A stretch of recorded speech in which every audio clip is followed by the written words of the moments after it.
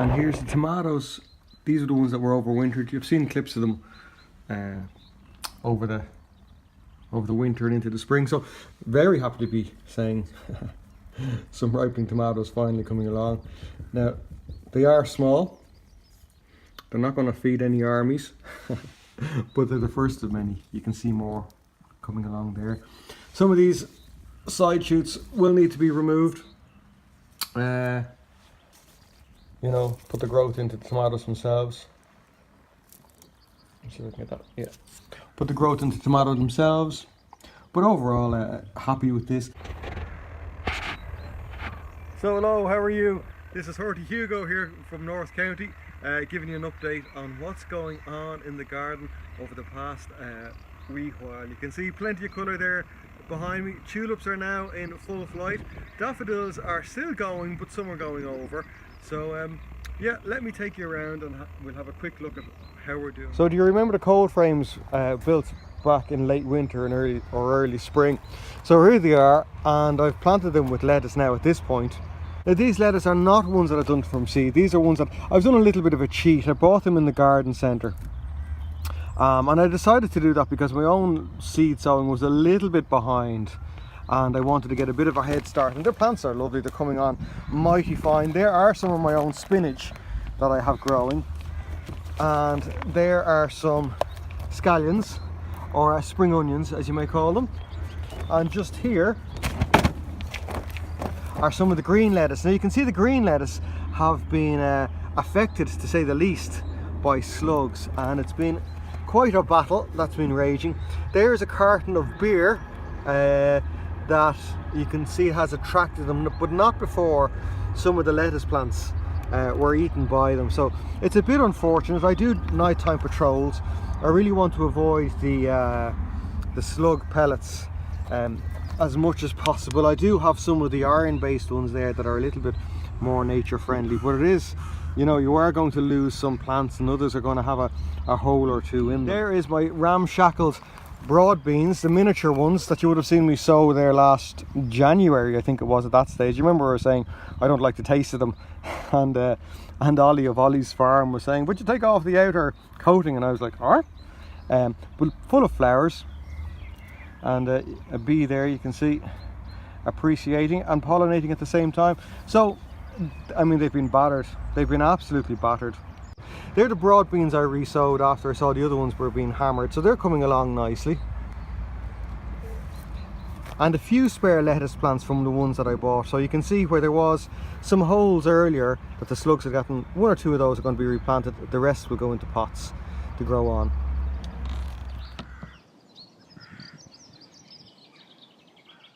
Where are we? Yeah, you got some currants on this side and you've got the rhubarb on this side. That's the rhubarb we were looking at a couple of weeks ago, and you can see it is massive. It really is. It's a fine size now, and we have been making some rhubarb sponges and such like with it.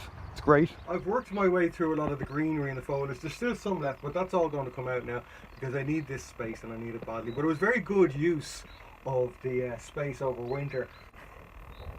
Nikki also gave me a selection of tomatoes after she saw the moneymaker.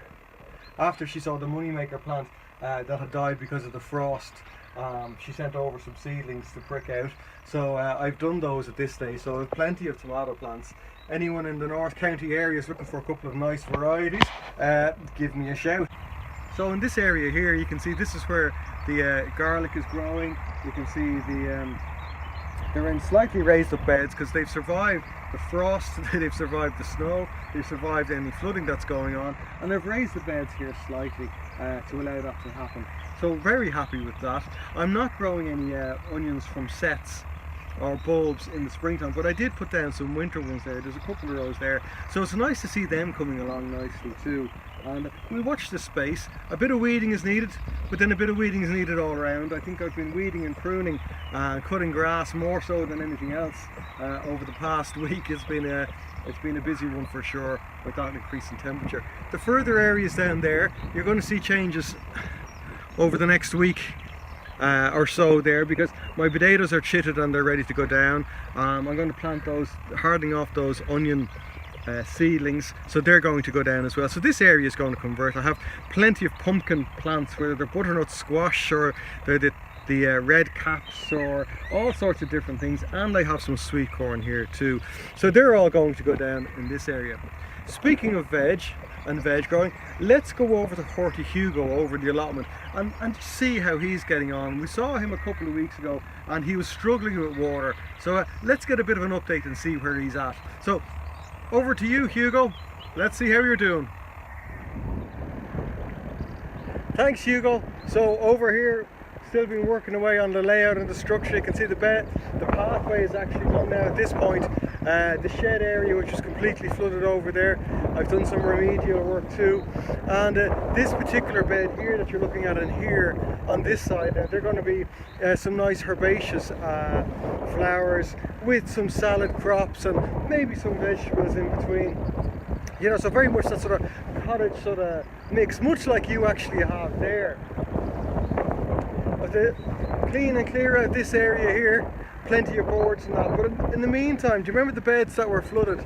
So I've been doing a little bit of work around this area here, and that basically involves getting as much compost and organic material as I can, filling up the beds, and then simply covering them and letting the worms do their trick, getting some life back into the soil.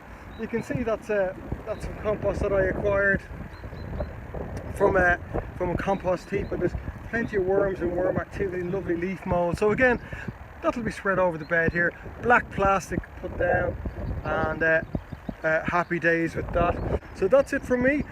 Back over to you, Hugo. All the best.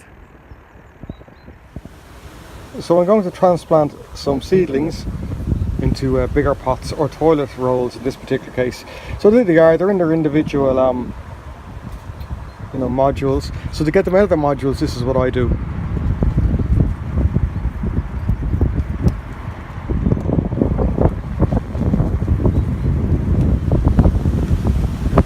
I just simply lift them out with a spoon like so. I know you're saying, oh, they could damage roots or something could happen to them, but I rarely find that's the case.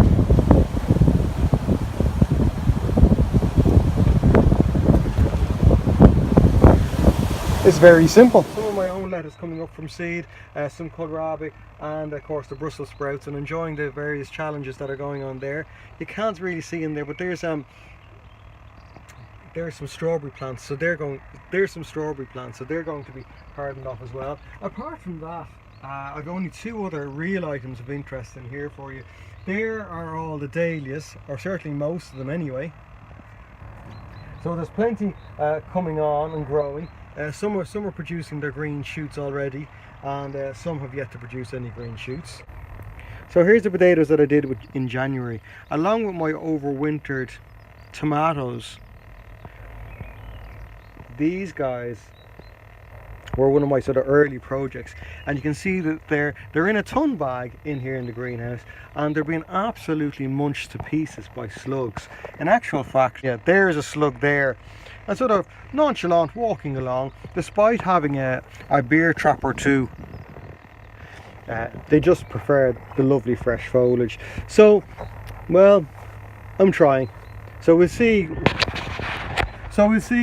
what sort of crop we get off these in Listen, thank you all very much for the likes, for the subscriptions. But more importantly for me is for the comments, for the chats, for the interactions, for the laughs that we're having. I have to say, some of your videos are quite nuts, and I really do enjoy them. So keep up the great work, and in the meantime, look after yourselves, and I'll catch you soon. Okay, God bless, bye bye.